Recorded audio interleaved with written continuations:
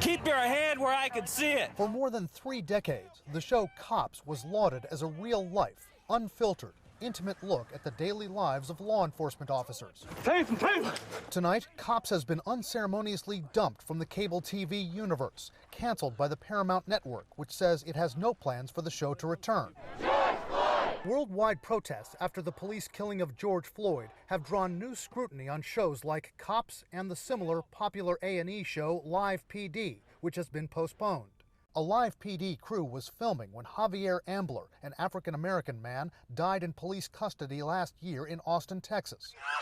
In newly released police body cam video, he can be seen yelling, "I can't breathe," a plea also made by George Floyd.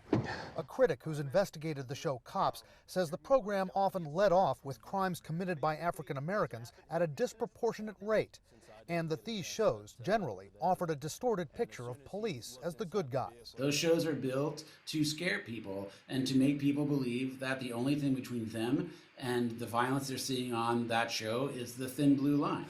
Police reality shows are not the only showbiz icons under the microscope after George Floyd's killing. You've been brave so long, Miss Scarlett. You just gotta go on being brave. HBO Max, owned by the same company as CNN, has removed the classic film Gone with the Wind from its catalog.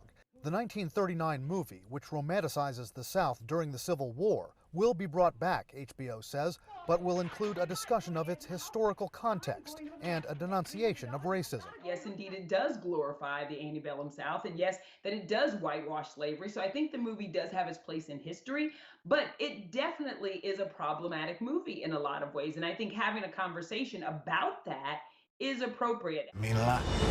Audiences are also seeking out films and shows about the black experience and racial justice, movies like Just Mercy and The Hate U Give, documentaries like 13th, Hey, Pops. Son, can I TV shows like Blackish, and of the top 5 best-selling books on Amazon, 4 of them are about race, including titles like White Fragility and How to Be an Anti-Racist. This is a real big cultural shift. All of these very powerful players throughout the society, from Hollywood to City Hall, are now responding to the protesters after just a couple weeks of action, and they're able to do what electoral politics has largely failed to do. The cultural shift has also made its way to the racetrack. Following pleas by African-American NASCAR driver Bubba Wallace, NASCAR has just announced it's banning fans from bringing Confederate flags to races.